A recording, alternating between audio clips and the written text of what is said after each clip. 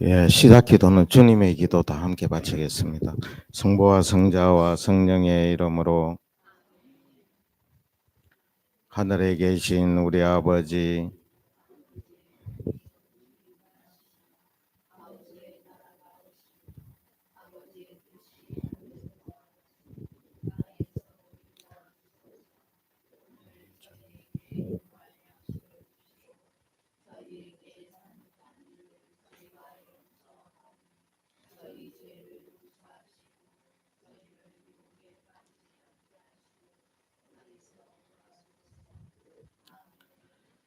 예, 성부와 성자와 성령의 이름으로 아멘. 오늘 수업은 이 사순 제3주일 주일 복음을 이제 우리가 렉시오 디비나를 할 예정입니다. 그래서 저기 지금 요거는 감마라는 데에 이제 제가 이거 띄워놓은 겁니다. 저 AI 요즘 뭐 그 인공지능으로 이렇게 하는데 저 자체가 슬라이드 자체가 인공지능이 만든 겁니다. 제가 텍스트만 넣으면 5분 만에 만들어져요. 근데 이제 텍스트 만드는 게 시간이 많이 걸려요. 그래서 이제 저렇게 만들어졌다는 걸 하고, 이제 앞으로 이제 여기에 보면 요리로 가면은 여기에 감마고, 그죠? 요리로 가면 또 챗GPT예요. 요것도 인공지능입니다. 그죠? 여기에도 뭔가를 띄울 수 있어요.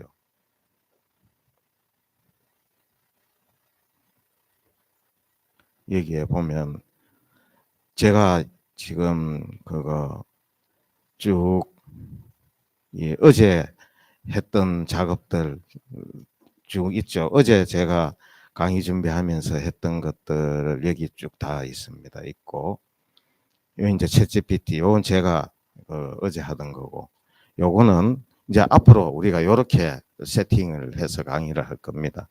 요거는 이제 제 블로그입니다. 그리고 오늘 나누어 드린 것은 이 블로그에 있는 거를 인쇄해서 그렇게 나누어 드려 글로 그렇게 알고 있습니다. 그래서 오늘 이제 제일 먼저 할 것은 강의 개요. 오늘 강의는 뭘 할 것인가? 이제 그게 나와 있죠. 이제 그래서 요 밑에 보면은 회계 성경 해석하겠어요. 텍스트 압축 이론이다. 이제 지난번에 뭐 했습니까?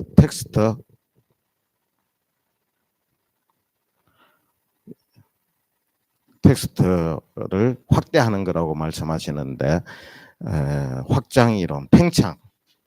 이제 어느 한 텍스트가 주어졌을 때 우선 가장 쉽게 하는 거는 그 텍스트의 앞부분에 뭐가 나오는지 뒷부분에 뭐가 나오는지를 파악을 하면은 이제 텍스트를 더 잘 이해할 수 있다. 그래서 성경책을 갖고 다녀야 된다. 제가 예전에 불로동 본당 신부 할 때 한때는 이 매일미사책 이제 이때까지 써왔기 때문에 안 쓸 수는 없고, 그렇지만 이제 성경책을 갖고 다니라고 하니까 성경책을 안 갖고 다녀요. 네.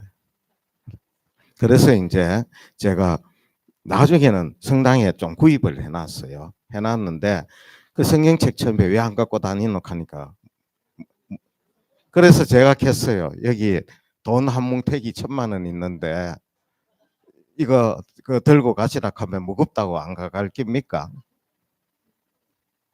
그러니까 아무 말씀 안 하시고 그 다음부터 들고 오시는 분들도 있고, 그래도 안 들고 오시는 분들 있고. 그래서 이제 왜 그걸 강조하는가 하면 매일 미사책에는 컨텍스트가 없어요. 오늘 여기 보면 바로 그때 어떤 사람들이 와서, 그러면 이 앞에 뭐가 있었는지를 몰라요.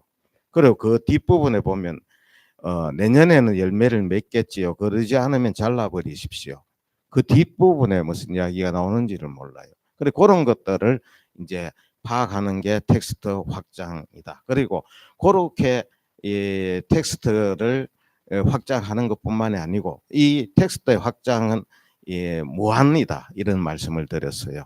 이제 하느님 무한하시기 때문에 결국은 렉시오 디비나는 하느님과 관련되기 때문에 이제 무한하다 이런 말씀 드렸는데 오늘은 이제 여기 여기에 텍스트 여기 요 보입니까? 요 텍스트 압축 이론 요걸 이제 하겠다라는 것입니다. 그래서 그 하기 전에 이제 우리가 렉시오 디비낙 할 때 렉시오가 뭐라고 했습니까? 읽힙니다. 그래서 이제 우리가 렉시오를 먼저 오늘 이 본문 텍스트를 렉시오를 먼저 다 함께 하겠습니다. 할 적에 렉시오 할 적에 우선은 우리가 알고 있는 거는 이제 오늘 그 압축 이론을에 대해서 이야기한다고 했죠. 그러면은 오늘 이 그 복음을 읽으면서 내가 만일 한 문장으로 이 오늘 복음 텍스트를 압축한다 하면은 어느 문장으로 할 것인지 아니면 이 한 단어로 압축을 한다고 하면은 어느 단어로 할 것인지 이제 이거를 생각하면서 그 이제 이렇게 최소한 그 정도로만 생각하면서 렉시오를 해야지 나중에 읽고 난 다음에 남는 게 그런 게 없을 경우 읽었는데 텍스트를 다 읽었는데 남는 게 없고 무슨 말씀인지 이 하느님 말씀은 하느님의 말씀인데 내한테 어떻게 와닿는 하느님의 말씀인지 잘 몰라요. 그래서 텍스트가 이 나름대로는 요거 작아 보이지만 굉장히 큽니다. 그죠? 지난번처럼 이걸 확대시키면 엄청나게 텍스트가 확대될 수 있습니다. 그리고 요거 자체로도 오늘 텍스트 자체로도 나름대로는 큽니다. 그래서 이 큰 텍스트 안에서 그냥 어떻게 내가 이 텍스트를 읽는 것이 렉시오 디비나를 한 부분이 될 수 있는가를 이제 생각하면서 그리고 이게 나로 하여금 이런 게 이제 이걸 읽다가 내가 도저히 여기에서 머물지 않을 수 없는 무슨 그런 단어나 아니면 그런 문장이나 또 나를 사유하게끔 하는 내가 묵상하게끔 하는 내가 생각하게끔 하는 그런 어떤 게 있는지 없는지를 이제 일단은 그것만 처음부터 너무 많은 걸 요구할 수는 없어요. 없고 처음에는 이제 이렇게 읽어 나가면서 그래도 그것조차 없으면 뒤에 남는 게 하나도 없어요. 다 읽었는데. 그 나중에 언제 한번 제가 예, 오늘 한번 해보려다가 지금 그냥 이렇게 하는데 한번 읽어보고 그리고 제가 마이크 들고 내려가서 오늘 여기에 핵심어라든가 나로 하여금 정말 마음이 떨리게 하고 가슴이 떨리게 하고 나로 하여금 생각하지 않을 수 없게 하는 그런 뭐 어떤 게 있느냐 이렇게 물어보면은 없는 경우가 많아요. 근데 이제 오늘은 아마 있을 거예요. 그죠? 그래서 이제 렉시오를 할 때 항상 제가 말씀드리는 게 렉시오 디비나를 할 때 렉시오 디비나 할 때 일단 렉시오는 읽는 거라고 이야기했죠. 읽을 적에 이제 오늘은 뭐 여러 가지 앞으로 제가 말씀드리겠습니다. 기초 신학적으로 어떻게 해야 되는지를. 근데 이제 오늘은 이 한 단어나 한 문장에 이렇게 압축할 수 있는 그런 어떤 게 있는지 없는지 그것만 이제 일단 생각하고 또 나머지는 자유롭게 이제 생각을 하고 오늘 제가 말씀드리는 거는 이제 그렇습니다. 그렇게 하면서 다 함께 이렇게 천천히 한번 읽어보겠습니다. 바로 그때에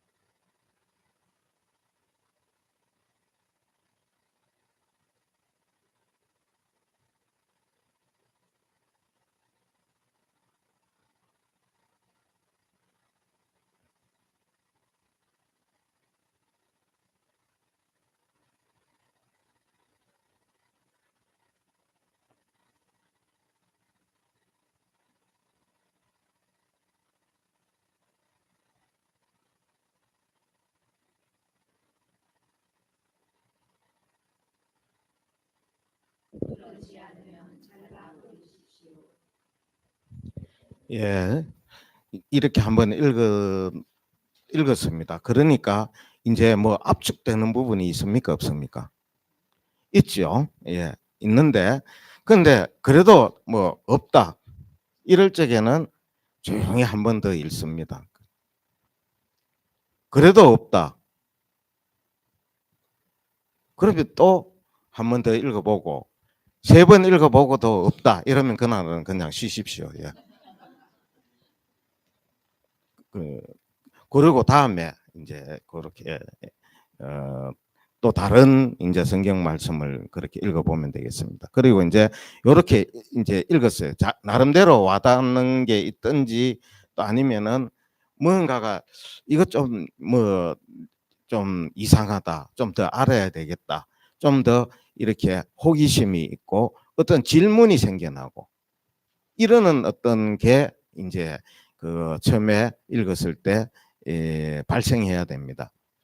그래서 이제 의문이 생기고 호기심이 생기고 그리고 질문이 생겨내고 나고 그러는 게 바로 가장 렉시오 디비나의 기초적인 시작이고 자질이다.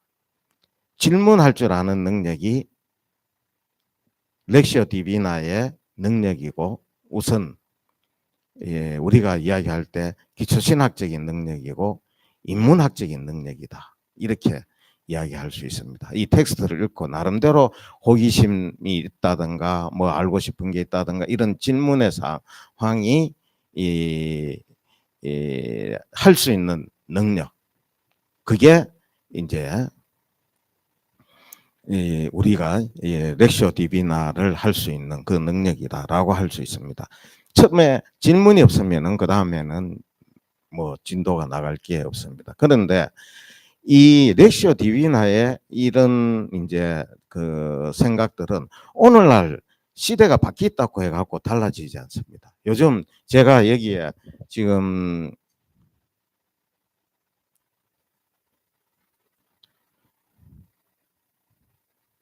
챗 GPT를 지금 넘어왔잖아요. 여기가 이제 어제 제가 작업해 놨던 건데 요 밑에 보면 챗 GPT 쓰시는 분이 있습니까? 예, 쓰시는 분 뭐 유료입니까? 예. 그런데 이제 여기에 보면 무엇이든 물어보세요. 이렇게 나와요.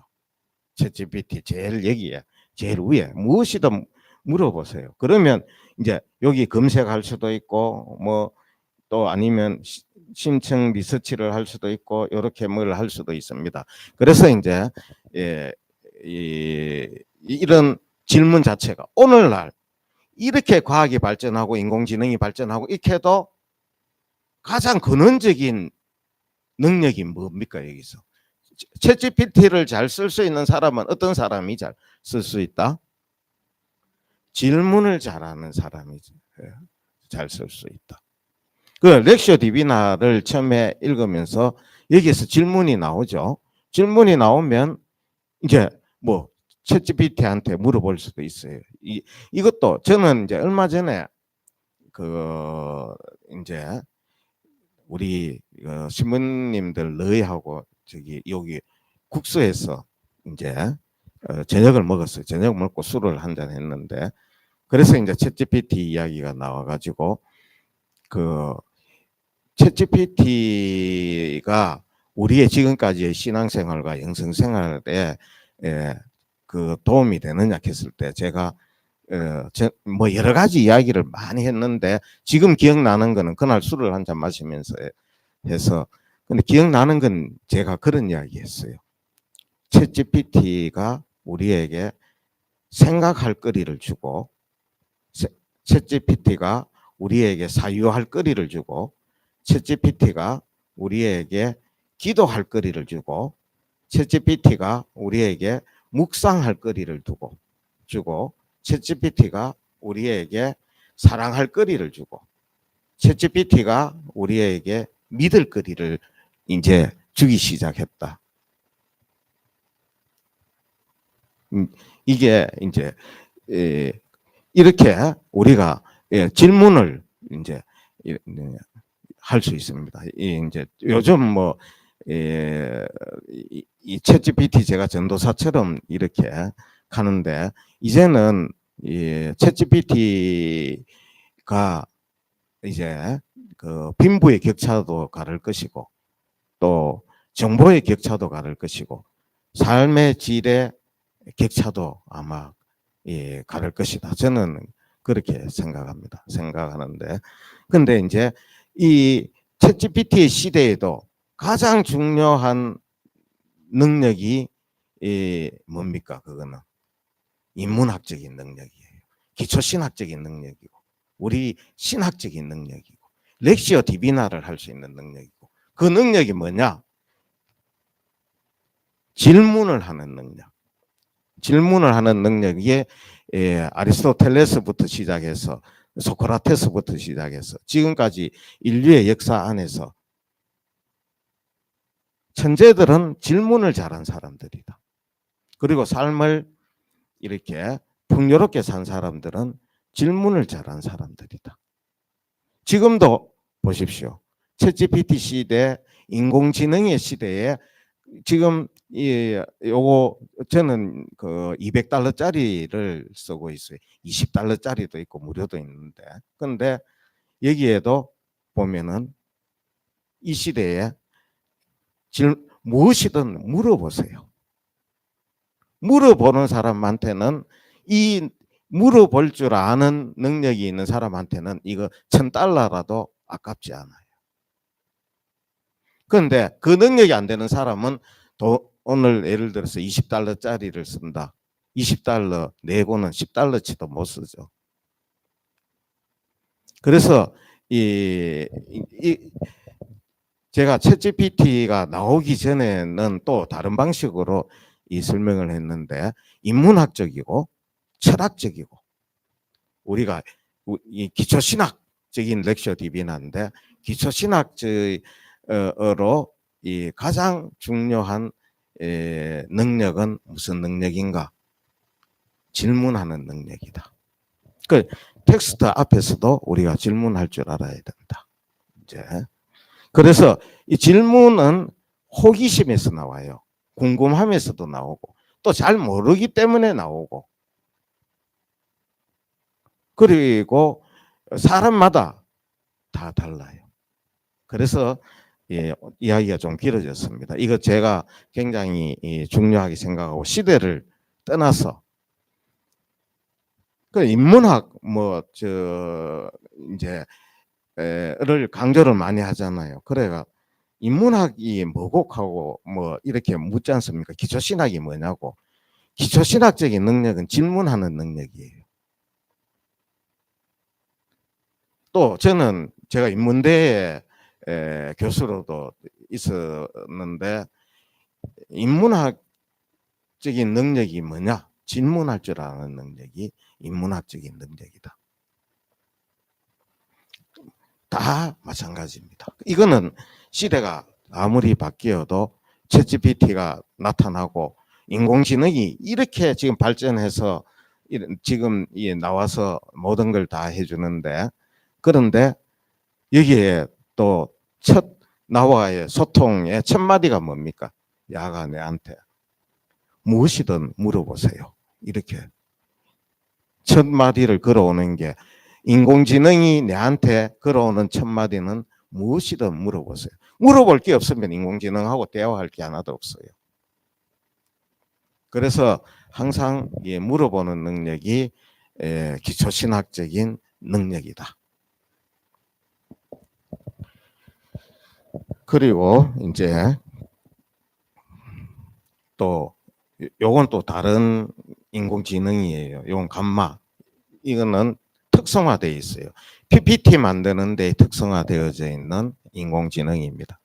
인공지능인데 이제 얘보고 이거를 넣고 이렇게 하락하면은 어떻게 명령어를 내린다는 게 질문한다는 거예요. 요즘 이 질문을 한다는 말은 달리 표현하면 명령어를 만드는 능력이다. 내가 뭔가 궁금한 게 있을 적에 그거에 대해서 야 이렇게 해 이렇게 정확하게 정확하게 명령을 내릴 때 답도 제대로 온다. 그거는 동전의 양면이다. 그 질문하는 능력과 명령어를 만들어 내리는 능력, 명령어를 명령하는 능력, 누구로 하여금 뭐를 하게 하는 능력. 이거는 높은 사람이 되면 될수록 더 이 능력이 소중해집니다. 그래서 현대 사회에 있어서는 가장 중요한 능력이 바로 질문하는 능력과 이거는 고대에도 마찬가지였는데 뭔가 이 지시하고 명령을 내리는 능력 이게 이제 중요하다. 그래서 여기 그거는 동전의 양면이다. 그 제가 이제 이 텍스트에서 이제 우선은 제가 그런 이야기 했죠. 표면적인 의미를 파악하는 게 우선 1차적이다. 이제 표면적인 지난 시간에 이야기했죠. 표면적인 의미. 우리 내밀한 의미는 지금 한번 이래 읽고는 잘 몰라요.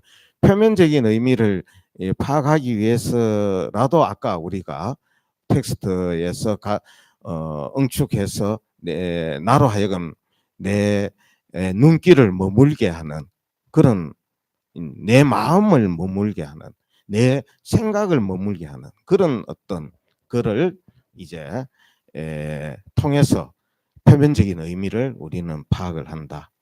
그 이제 표면적인 의미를 파악하기 위해서 전통적으로는 이제 이게 어떻게 단락이 지어져 있고 내용이 어떻게 이게 구성이 되어져 있는가 구조에 대해서 이제 보면 오늘 이 복음은 크게 몇 부분으로 되어 있습니까?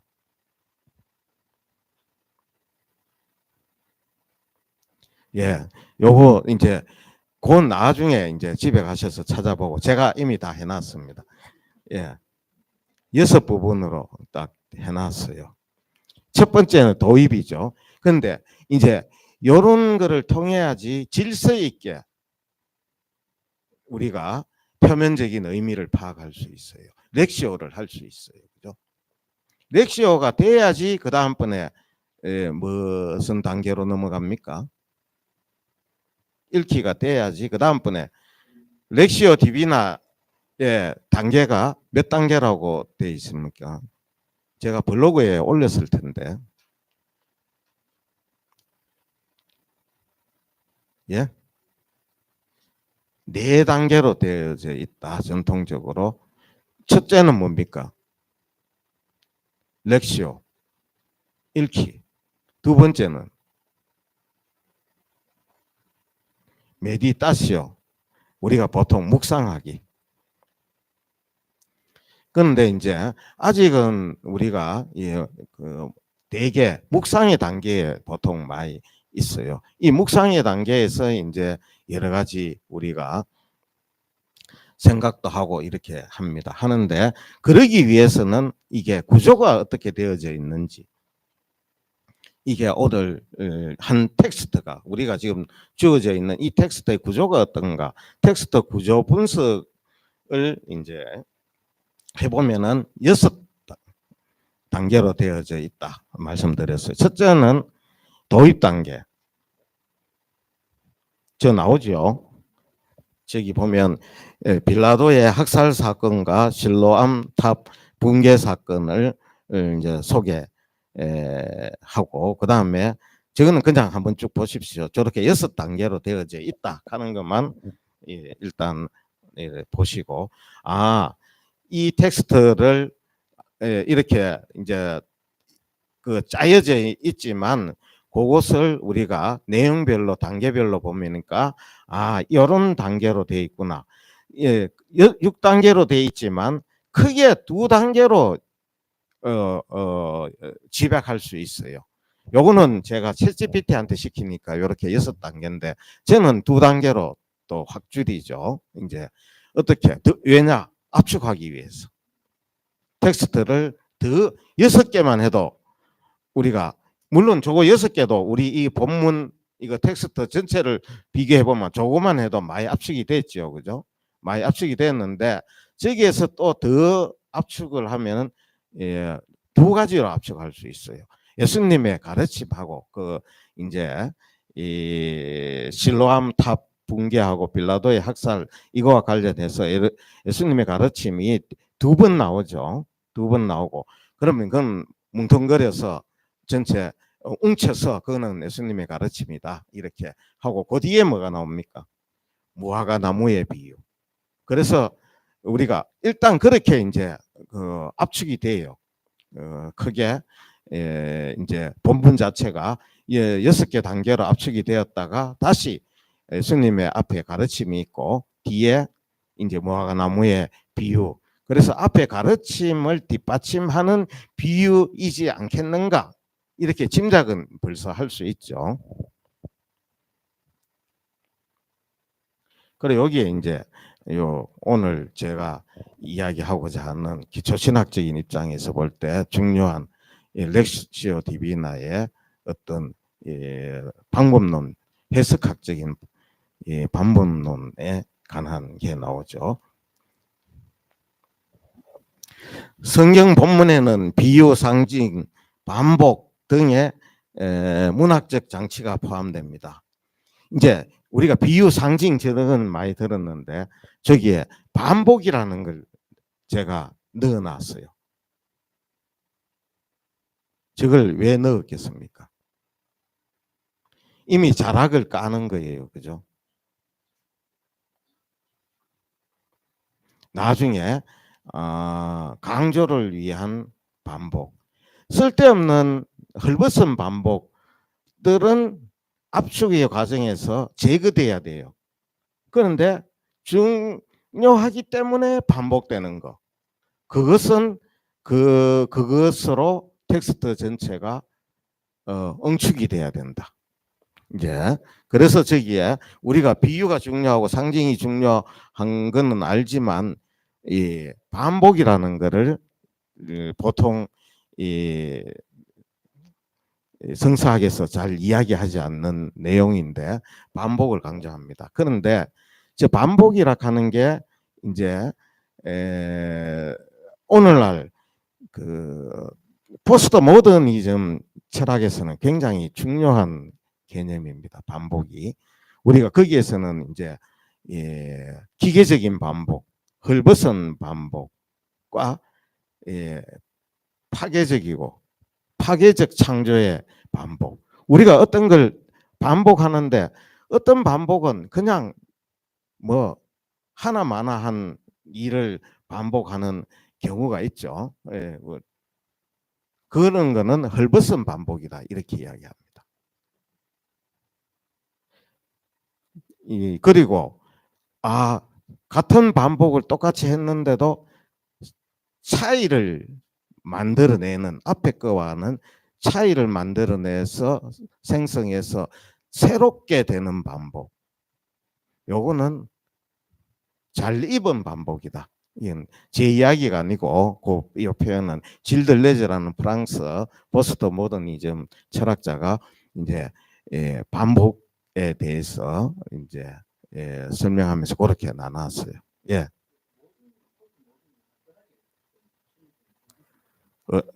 뭐에 대해서요? 포스트 모더니즘에 대해서 설명을 그 나중에 하게 되는데 근데 이제 언제 해도 해야 되는 거기 때문에 잠깐만 말씀을 드리면 포스트 모더니즘 할 때 일단 우리가 원적으로 봤을 때 모더니즘은 모던이라는 말은 우리가 알죠. 모던하다 이렇게 하면 현대적이다 이런 말이죠. 그런데 모더니즘 하면 현대주의가 되겠죠. 그리고 포스트 모더니즘 하면은 후기 현대주의 이렇게 이야기를 하겠죠. 그런데 처음에 모더니즘이라는 말이 나왔을 때 현대라고 생각했을 때가 언제 나왔습니까?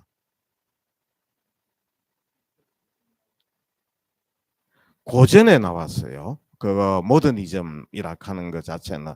그럼 그때가 현대겠죠. 지금은 우리가 그때를 현대라고 안 해요. 그죠? 그렇지만 이름이 그렇게 붙었어요. 지금은 현대카마 지금 우리가 살고 있는 이걸 현대락 하는데 그때 이미 현대라는 말을 써먹어 버렸어요. 그래서 모더니즘 하는 게 이제 그 다음에 이제 그런데 본격적으로 그 이후의 시대를 포스트 모더니즘이다. 포스트라는 말은 후에 뒤에 이런 뜻이에요. 그래 모더니즘 후. 그럼 모더니즘이 이제 언제까지였느냐? 주로 데카르트에서 시작해서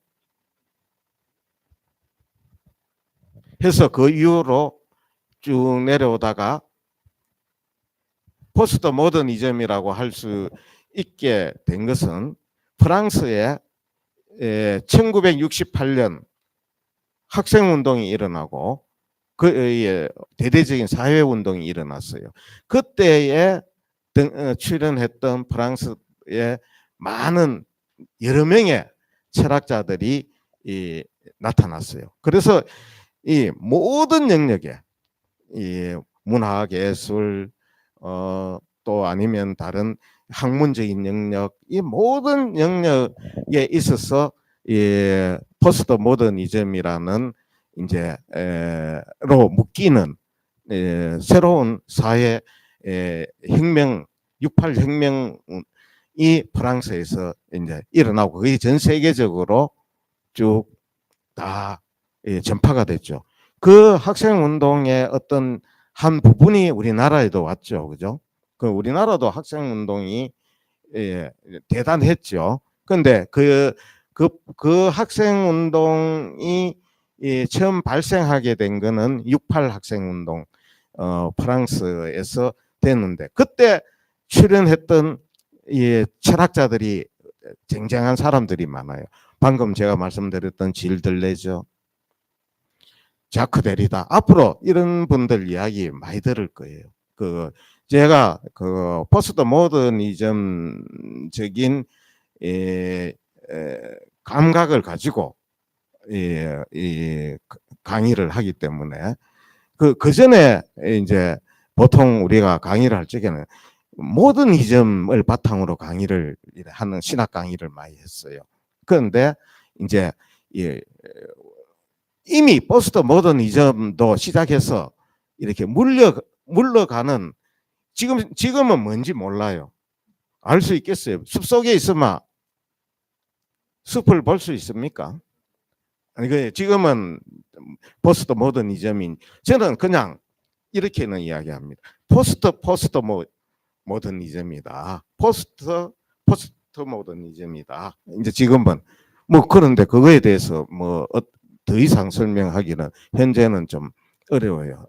지금은 특별히 이거 인공지능이 나타나고 로봇이 나오고 그리고 이제 호모 데우스라는 말까지 나오죠. 그러니까 지금 제가 볼 적에는 인류가 시작되어서 제1의 인지혁명은 사람이 이 세상에 출현할 때 인지혁명이 일어났어요. 원숭이가 인간이 될 때. 그리고 우리 신학적으로 이야기하면 하느님의 말씀이 이 세상에 오셨을 때. 그때는 사람의 모습으로 온 건 아니죠. 하느님 말씀이. 그때가 인지혁명이다. 제1의 인지혁명이다. 제2의 인지혁명은 말씀이 인간이 되어 이 세상에 오신 예수 그리스도의 사건이 제2 인지혁명이다. 그러면 오늘날 이 인공지능이 나타나고 앞으로 호모 데우스가 될 판에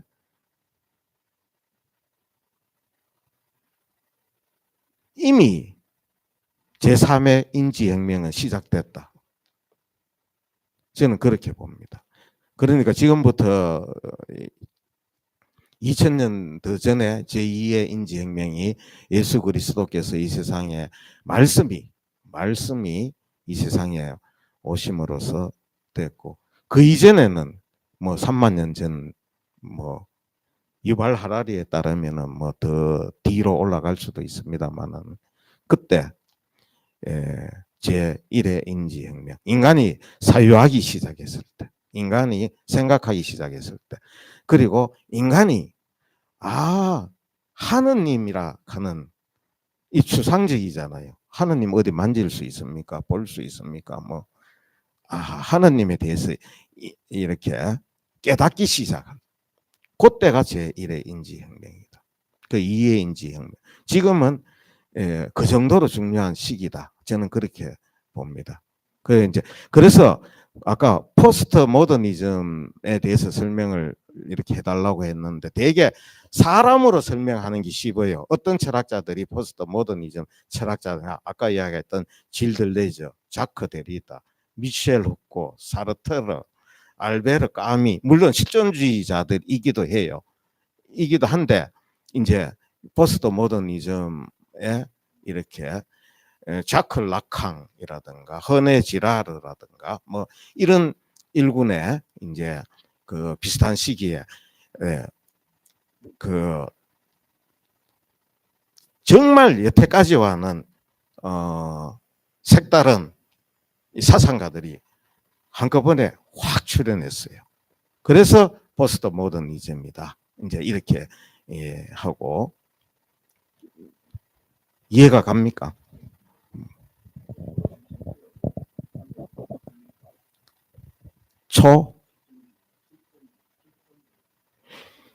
실존주의는 있는데 초실존주의라는 거는 잘 없어요.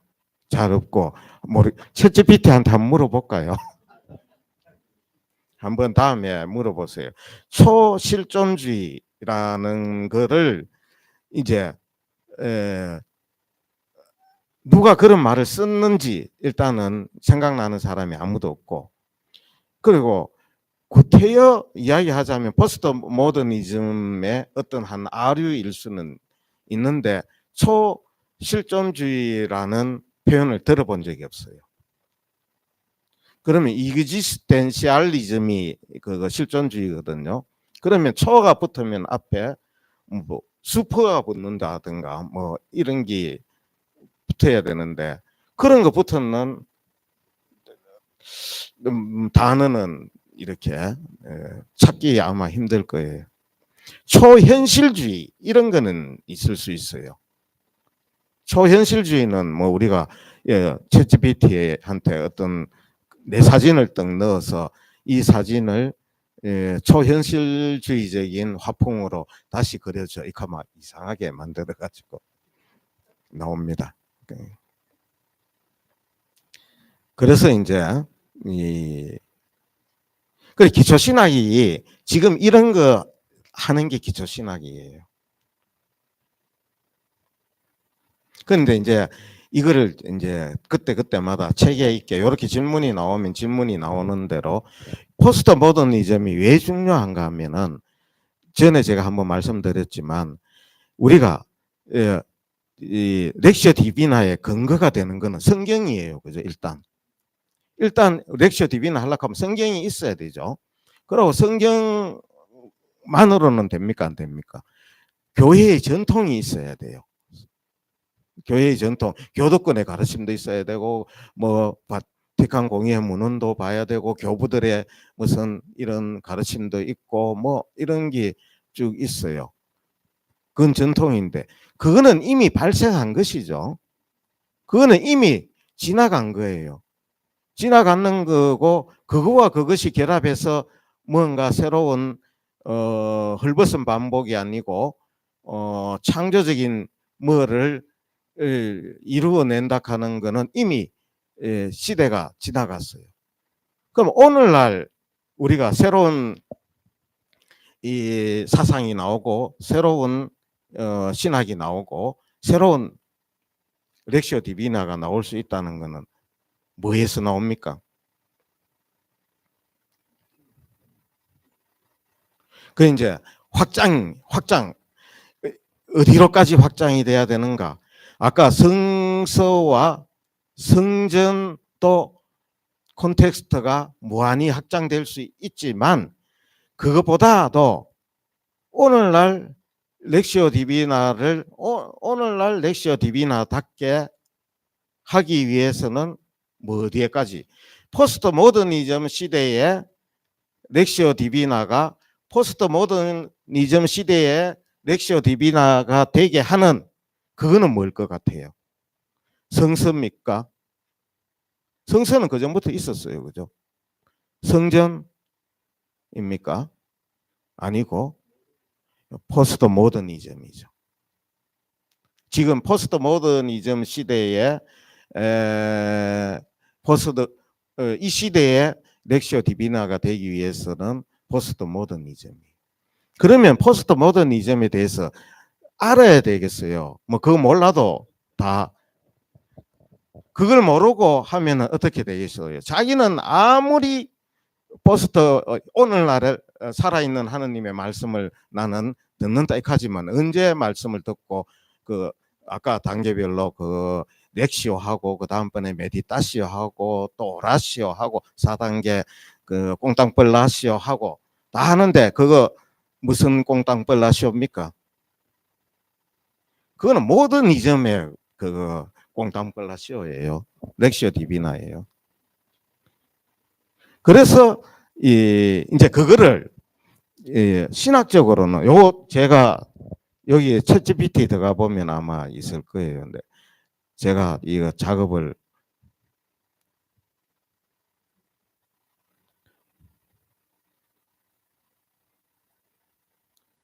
이제 학제간 연구 이런 걸 해야 되는 거예요. 여기 나오네 보니까. 이 딱 어제 제가 작업했는 거를 오늘 질문을 예? 거기는 안 나오고 제 챗GPT에서 나옵니다.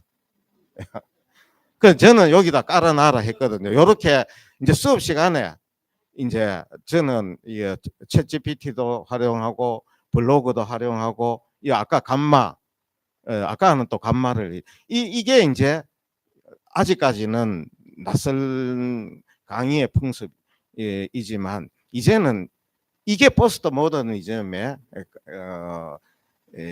강의예요.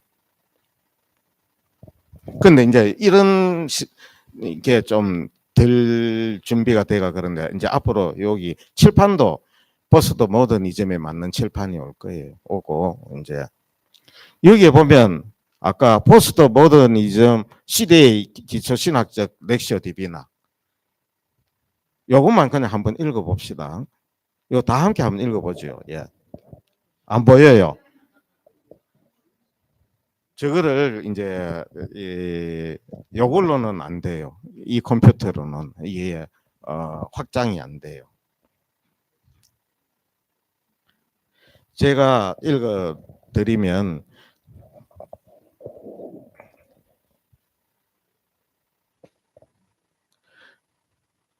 렉시오 디비나는 성령의 조명을 받아 하느님의 뜻을 깨닫고 실천하는 과정입니다.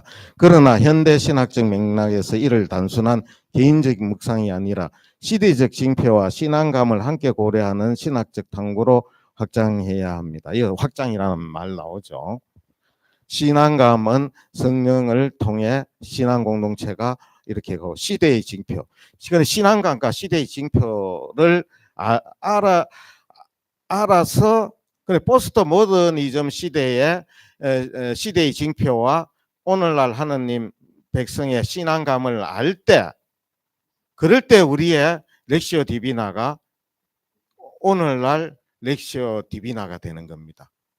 그런 거를 모르고 옛날에 했던 것만 자꾸 하면은 그 사람은 모더니즘 렉시오 디비나 하고 있으면서 자기는 그거는 이미 흘러간 하느님의 말씀이에요.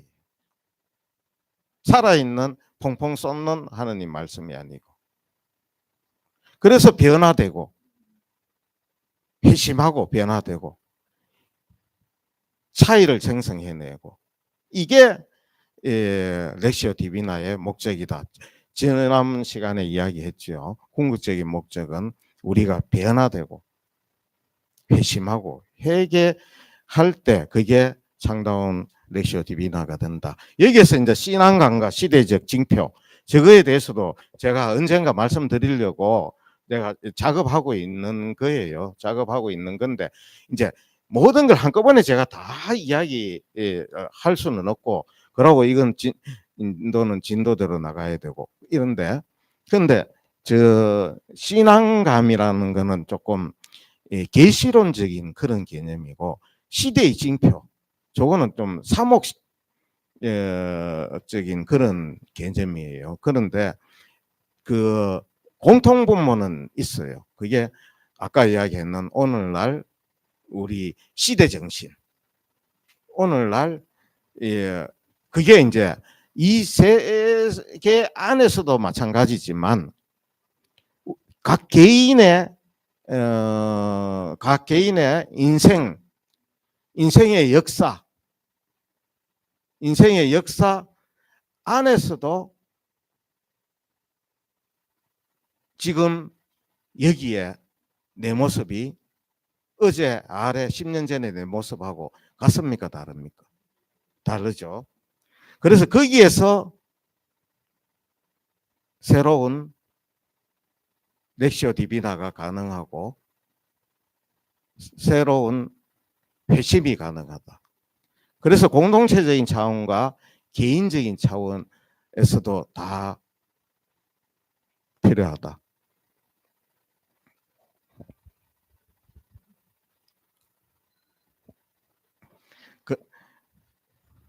그래서 지금 어제 이제 제가 작업하던 건였는데, 요거 언젠가 제가 요걸 제 블로그에 올릴 거예요. 여기서 작업해서 그 다음에 블로그에 올라가거든요.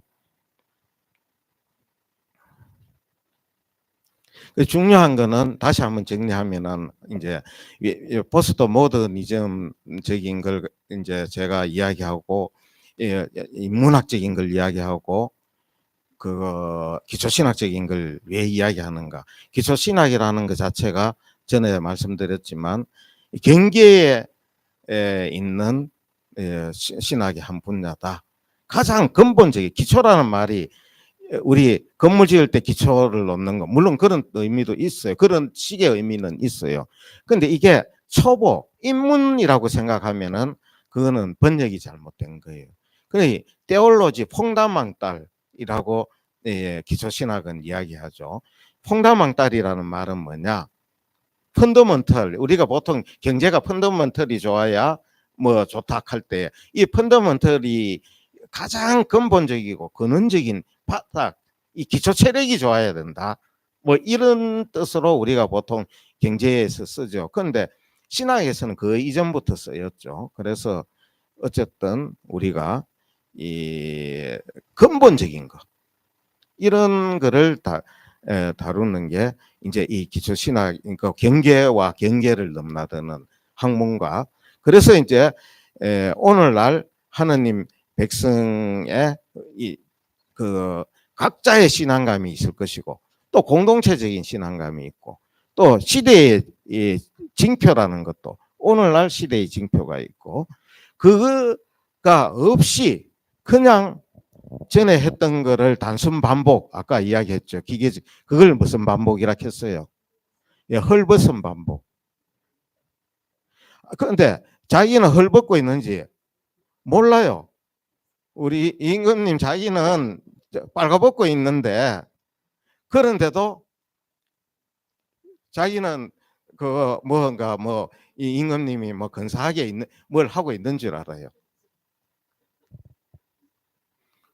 아니, 요거는 제가 만들어낸 표현이 아니고, 아까 이야기했죠. 포스트 모더니즘의 대가 그거 질들 레저라는 분이 그 반복에 대해서 설명할 때, 저는 뭐 요런 부분에 대해서 부분적으로 과거에 논문을 쓴다는 게 있기도 해요. 지금 그런 거를 새삼 뭐 찾아서 보려고 보게 될 줄은 몰랐어요. 제가 보게 될 줄 몰랐는데, 이번에 어떻게 예, 이게 제가 이번에 강의하게 될 줄도 몰랐는데, 그런데 이 헐벗은 반복, 한번 생각해 보십시오. 나는 헐벗은 반복을 하고 있는가?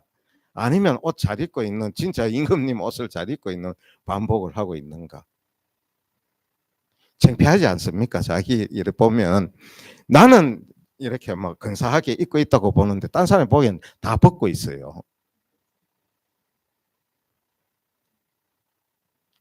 그래서 그런 헐벗은 반복에서 벗어 나게 될 때 그게 참다운 기초신학적인 렉시오 디비나다.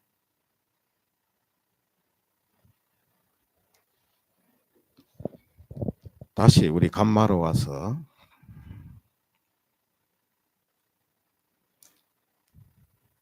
그 이제 여기에 보면 저 안 보이죠? 저게 안 보입니까? 참 저 있어나 마나네 안 보이면 저걸 저걸 앞에다가 어디 요런 좀 땡겨야 되겠다 그죠? 아니면 앞으로 오든지.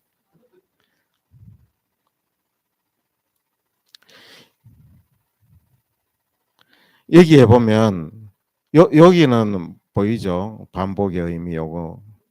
예, 요 아까부터 제가 밑자락을 깐다 그랬죠. 반복이 중요하다. 그런데 이제 반복에는 헐벗은 반복과 잘 차려입은 반복이 있다. 그런데 이제 왜 이거를 자락을 깔겠습니까? 오늘 복음하고 관련이 있겠습니까? 없겠습니까? 요 예시 이거 그거 있어요. 블로그에도 이거 띄어져 있을 거예요. 그럼 블로그로 한번 가볼까요? 간마로 안 가고 블로그로 왔는데 이제 쭉 한번 봅시다.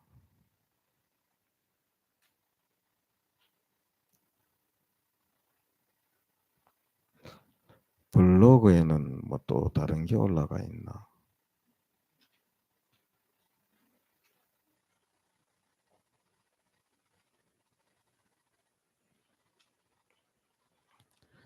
블로그에는 또 다른 게 올라가 있습니다. 있는데 이제 시간이 많이 됐기 때문에 이제 그 앞에 이제 그래도 포스트 모더니즘이나 이런 거 그리고 아까 이 기초 신학적인 능력은 질문하는 능력이고 명령어를 잘 내리는 그런 능력이 기초 신학적인 능력이고 그 능력이 렉시오 디비나를 하게 하는 또 능력이 된다. 그리고 이제 아까 또 반복 이야기가 나와서 이제 헐벗은 반복, 무슨 반복 나오는데 오늘 복음에서 보면은 같은 문장이 두 번 나오는 경우가 있습니까? 없습니까? 예, 있어요. 내용이 뭡니까? 너희도 회개하지 않으면 모두 그처럼 멸망할 것이다. 또 너희도 회개하지 않으면 모두 그렇게 멸망할 것이다.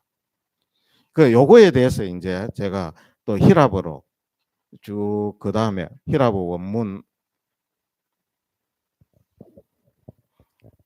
이제 해서 저거는 우리 표현을 하면 뭐에 해당됩니까? 텍스트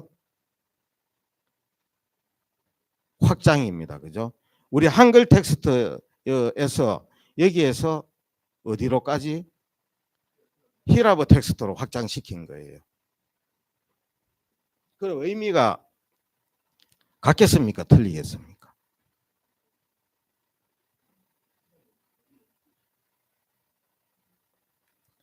그래야 되면은 이게 다른 세상입니다. 우리 한글 세상과 히랍어 세상은 다른 세상이에요. 다른 세상이 열리는 겁니다.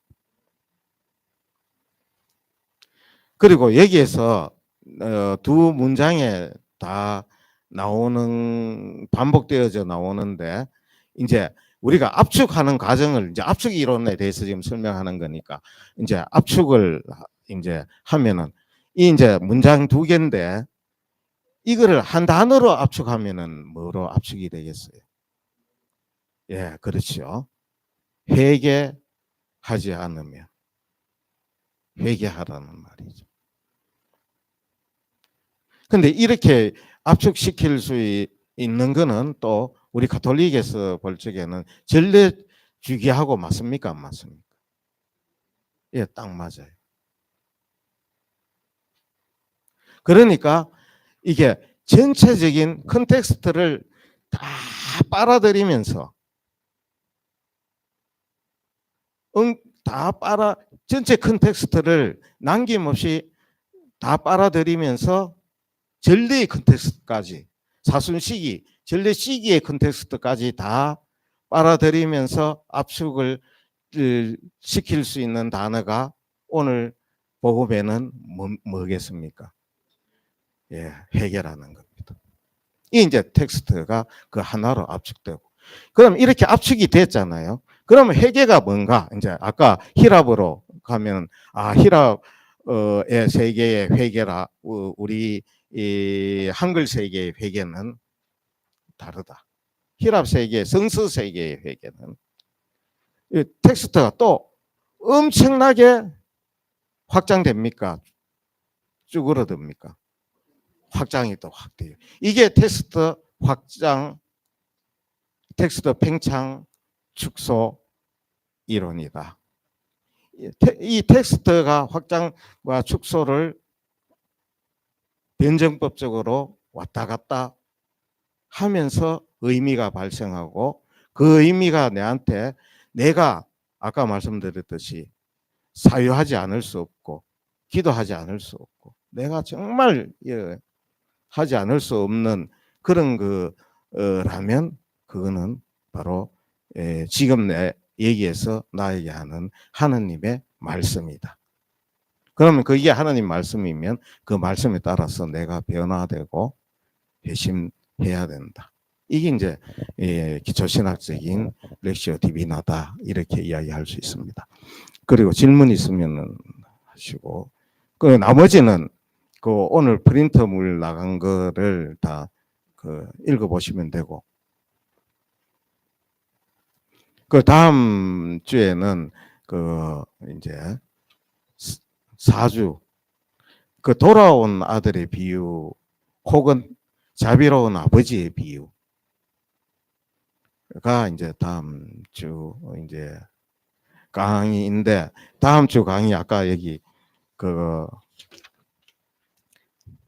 다음 주는 휴강입니다. 제가 병원에 가서 아침 7시 반부터 가서 피 검사부터 시작해서 하루 종일 있어야 되고, 요때 이제 요 시간에 송창영 신부님이 이제 강의를 이렇게 하시는 걸로. 그래서 송창영 신부님은 월화 2번 강의가 이제 있을 예정입니다.